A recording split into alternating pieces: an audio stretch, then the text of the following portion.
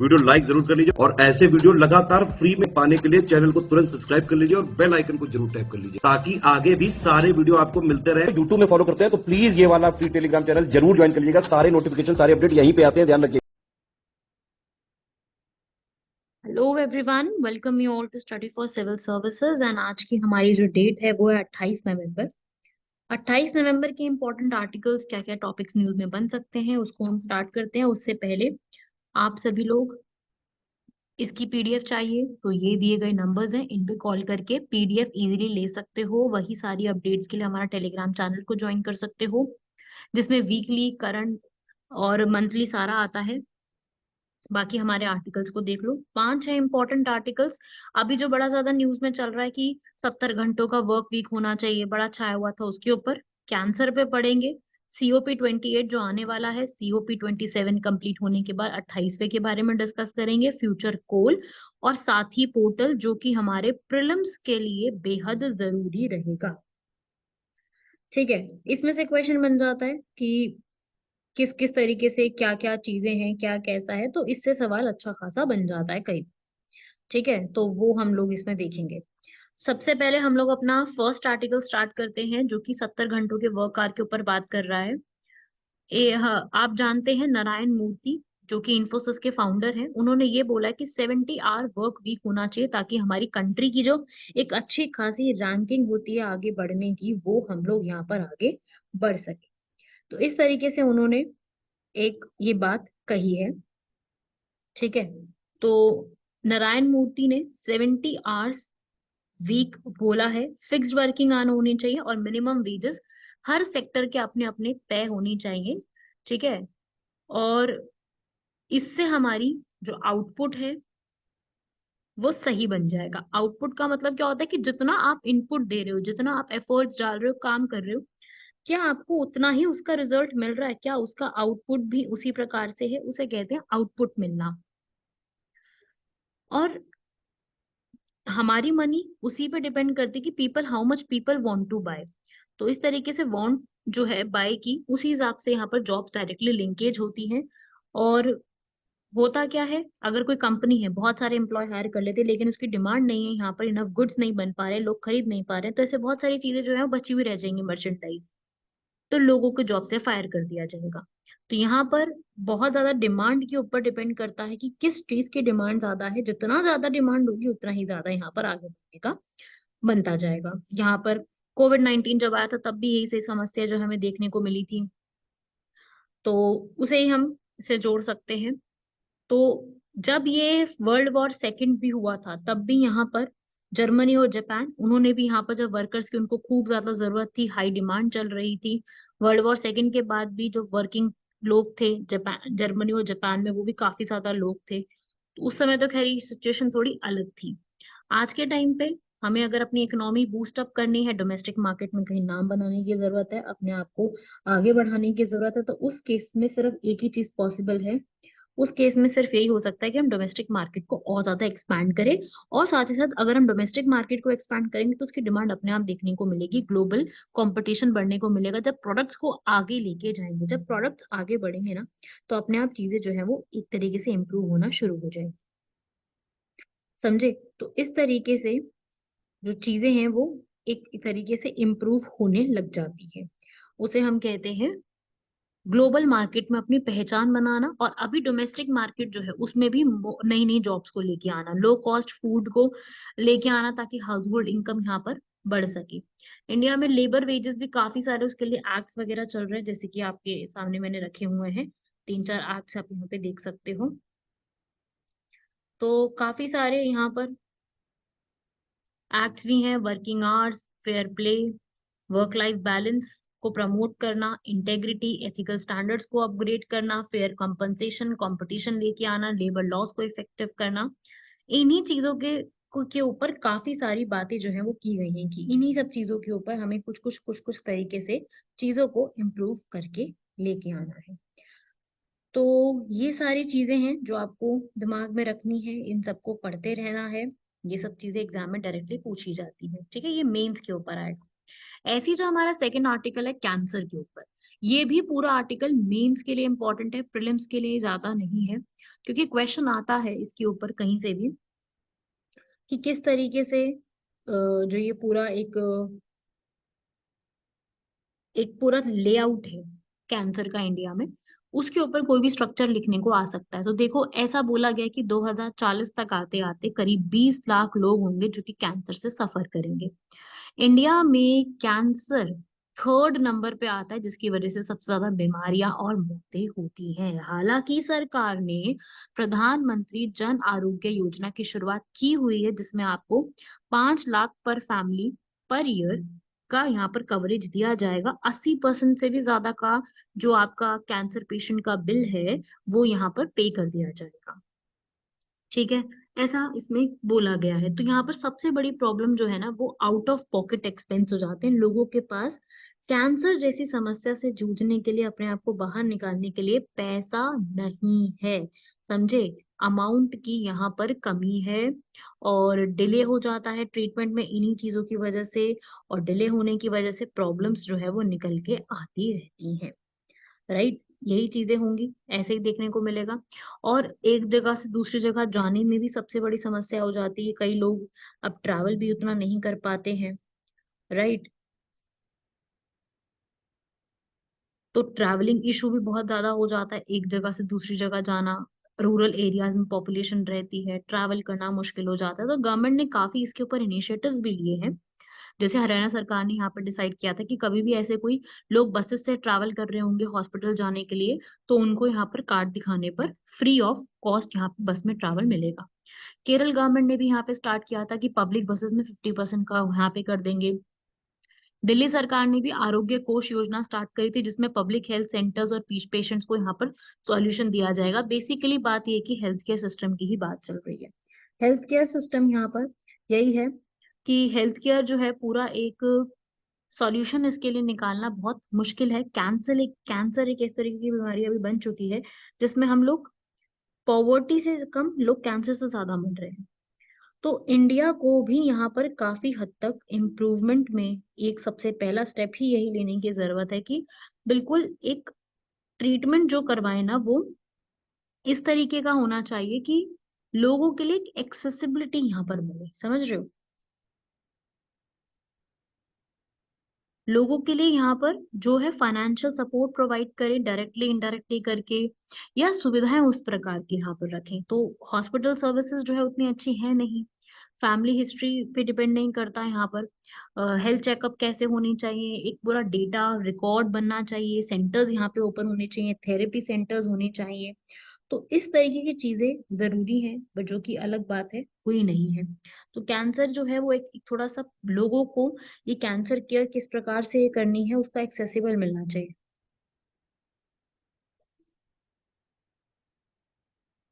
तो ये सब चीजें जो हैं आपको दिमाग में रखनी है, ये सारे पॉइंट्स आपके दिमाग में रखने हैं। जितना जितना लिखा है, अगर कैंसर पे कोई भी आर्टिकल आता है, ये सारे पॉइंट्स को आप लिख सकते हैं। एंड हाउएवर ये जो आपको मैंने बताया ना, ये इनिशिएटिव्स, ये तो आप अपने नोट्स में ऐड कर लो कि ये इनिशिएटिव्स तो बहुत जरूरी हैं। ये सीधा सीधा एग्जाम में बन सकता है कि ये इनिशिएटिव्स ऐसे से लिए जाते हैं। तो ऐसा क्वेश्चन डायरेक्टली एग्जाम में बन सकता है। ठीक है,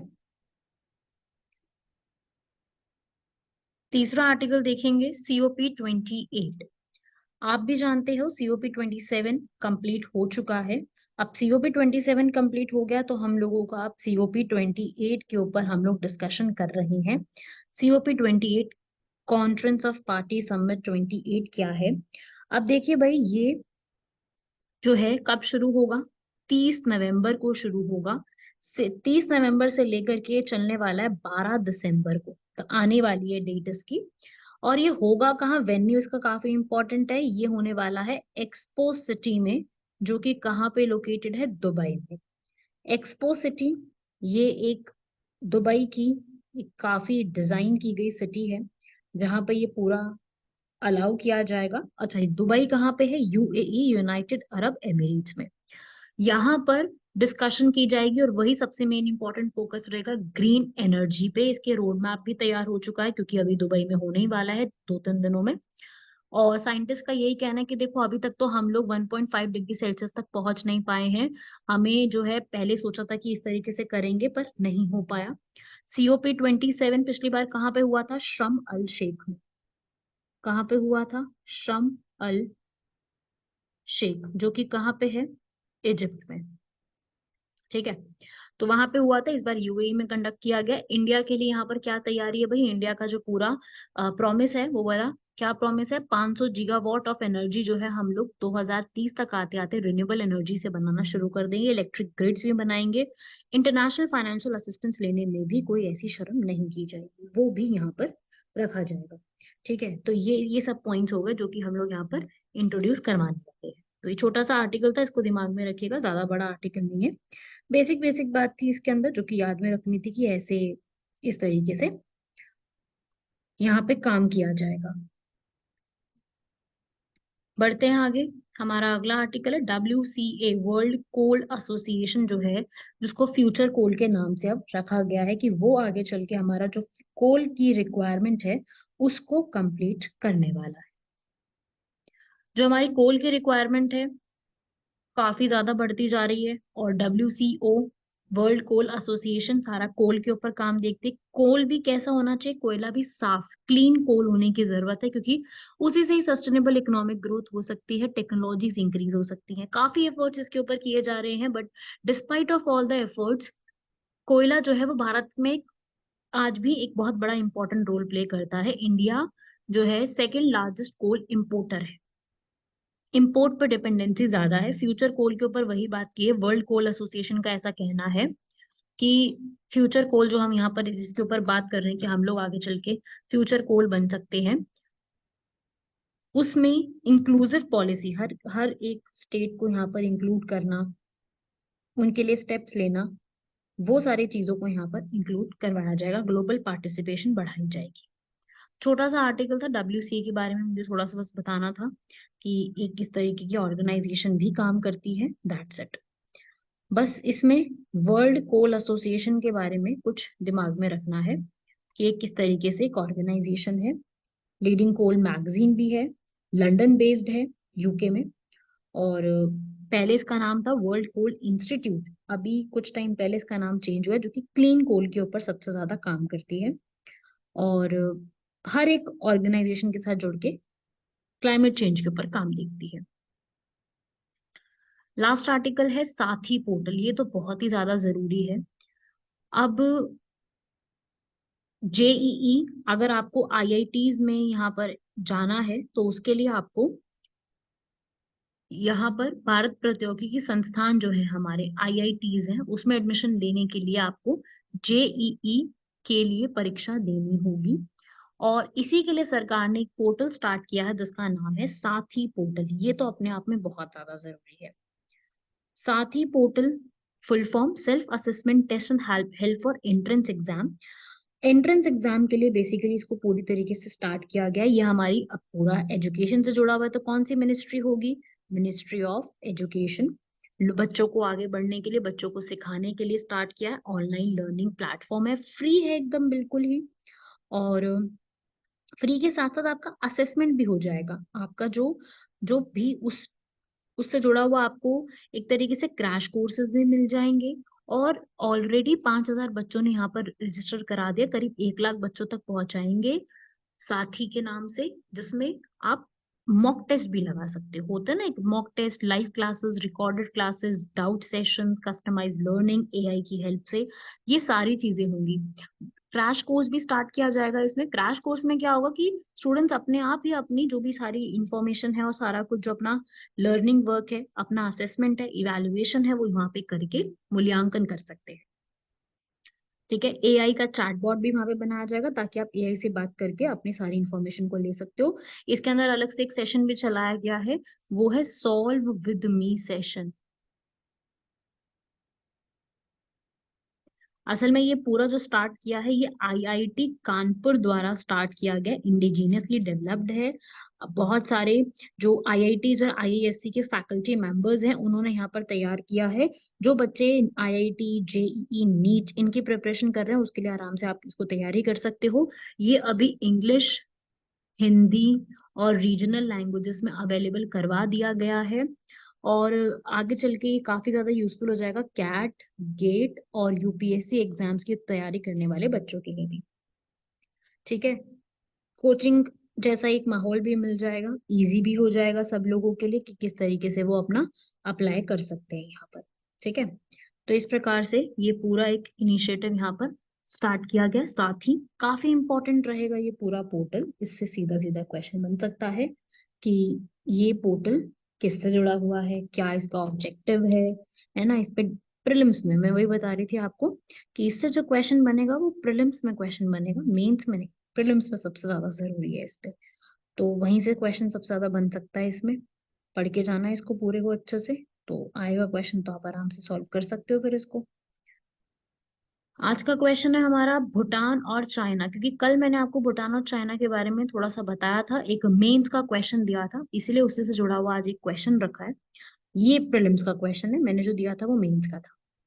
तो क्वेश्चन कुछ ऐसा है कि जो हमारी भूटान और चाइना है, हमेशा हम इंडिया और भूटान की बात करते हैं, इंडिया चाइना की बात करते हैं, लेकिन असल में भूटान और चाइना के बीच में भी बहुत सी प्रॉब्लम्स चल रही हैं। तो उसी से जुड़ा हुआ क्वेश्चन यहाँ पे पूछा जा रहा है आपसे कि भूटान और चाइना के बीच में जो इश्यूज है उस पे आपका क्या कहना है। तो अब पहली स्टेटमेंट देख लेते हैं। भूटान एंड चाइना ने अपना अभी हाल फिलहाल में 30th बाउंड्री टॉक्स के ऊपर बात करा है, नहीं 30th नहीं है, 25th नंबर की बातचीत करी है 2016 के बाद। अब जाके मिले हैं हमारे मतलब भूटान के जो फाइनेंस, सॉरी, जो फॉरेन मिनिस्टर हैं वो चाइना भी गए थे। सेकंड स्टेटमेंट बिल्कुल सही लिखी है, टेक्निकल टीम यहाँ पे बात की है ताकि भूटान और चाइना की जो बाउंड्री है उस पे डिलिमिटेशन लगाई जा सके। डिलिमिटेशन का अर्थ होता है उस पे रोक और सारा कुछ लगाया जा सके, कोऑपरेशन बढ़ाया जा सके। भूटान ने कोई फॉर्मल डिप्लोमेटिक मिशन चाइना के साथ नहीं साइन किया हुआ है, या फिर यूएन सिक्योरिटी परमानेंट मेंबर्स के साथ, बिल्कुल सही बात है, ये सही लिखा हुआ है। यूएन सिक्योरिटी काउंसिल के परमानेंट मेंबर्स कौन कौन से हैं?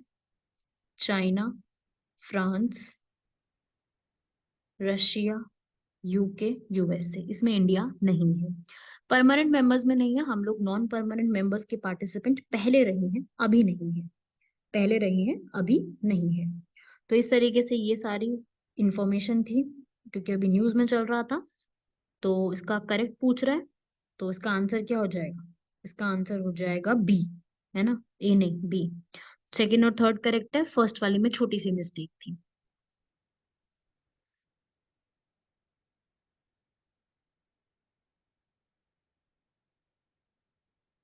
अगला क्वेश्चन 5G टेक्नोलॉजी के ऊपर है, क्योंकि अभी 5G टेक्नोलॉजी काफी ज्यादा न्यूज में रहती है।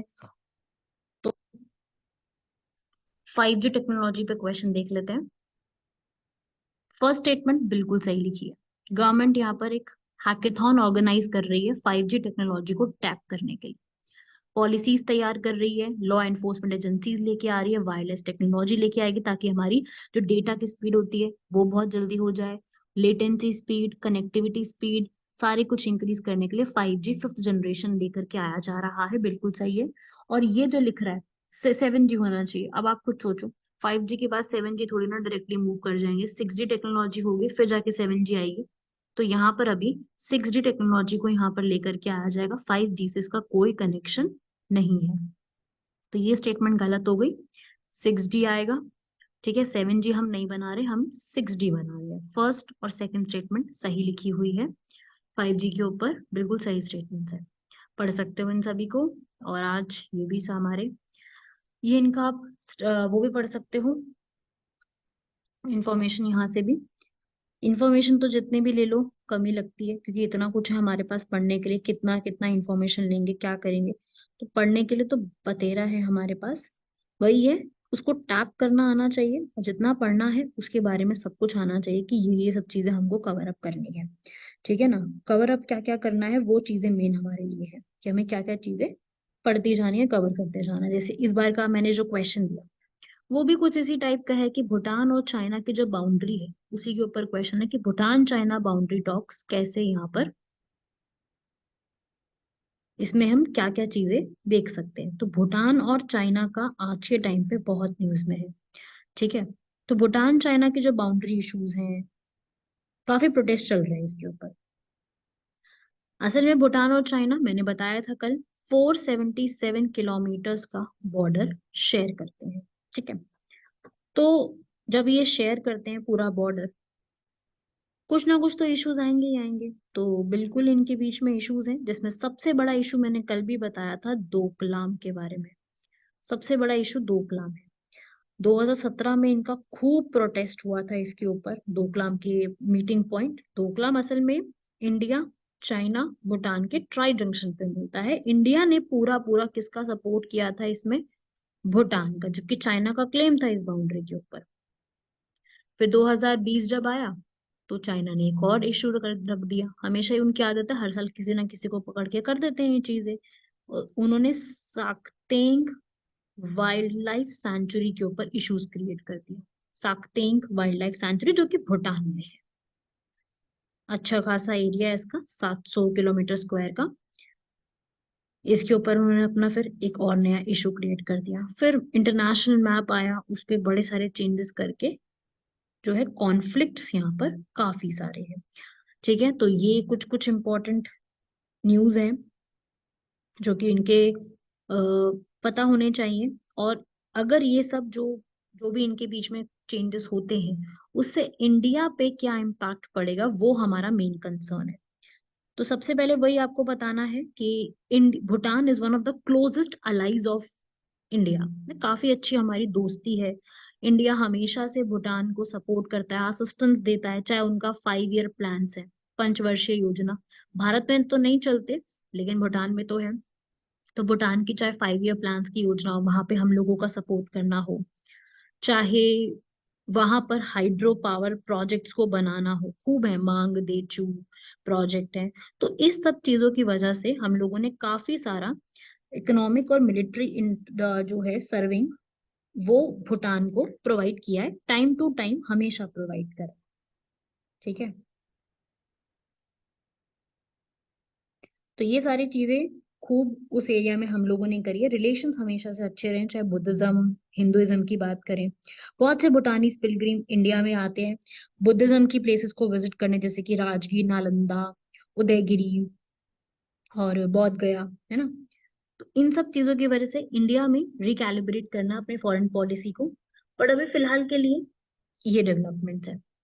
विद टाइम ये सारी डेवलपमेंट्स में नए नए चेंजेस आएंगे, वो हम विद टाइम अपने जब भी हम पढ़ेंगे आगे तो उसमें कवर अप करेंगे। फिलहाल के लिए ये सारी चीजें यहाँ पर चल रही हैं प्रेजेंटली। ये सारे कॉन्फ्लिक्ट और ये सारी बातें हैं जो कि हमको पता होना चाहिए, जिसमें कुछ ना कुछ न्यूज में बन सकता है। राइट, तो ये main main points, main issues को लर्न करना है इस बार के इस बार के आर्टिकल में। बस वो एक कैंसर वाला ज्यादा अच्छे से पढ़ के जाइएगा, और एक साथी पोर्टल ज्यादा जरूरी है। यूपीएससी का पूछने का तरीका हमेशा से ऐसे ही रहा है।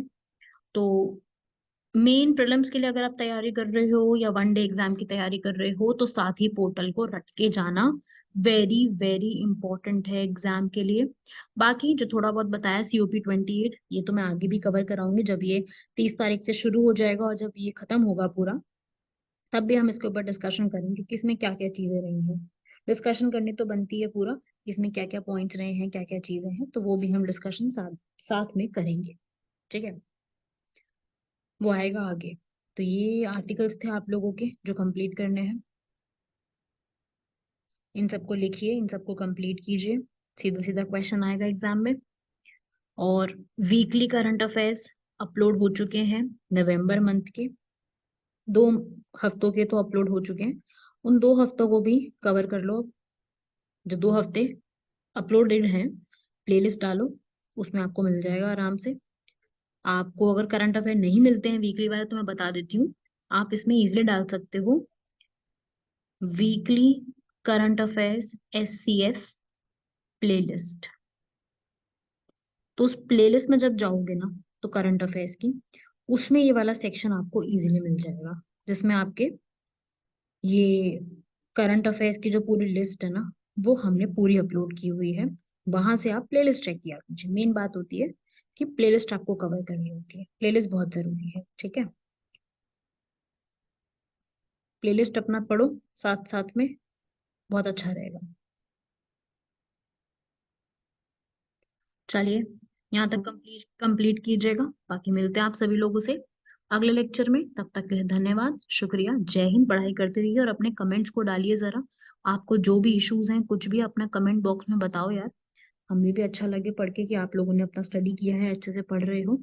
तो कमेंट बॉक्स में जरूरी है कि आप लोग कमेंट जरूर कर करके बताते रहें, हम लोगों को भी थोड़ा सा एक पॉजिटिविटी मिलती है। तो कमेंट करो अपना एंड इन्फॉर्म मी कि किस तरीके से आपको समझ में आया, क्या क्या इसमें क्या बात है, और आप चाहते हैं कि ऐड करें। जो भी है, जो भी जेन्युइन चीजें होंगी उनको जरूर कंसिडर किया जाएगा। ठीक है भाई, कंप्लीट करना। मिलते हैं सभी लोगों से नेक्स्ट लेक्चर।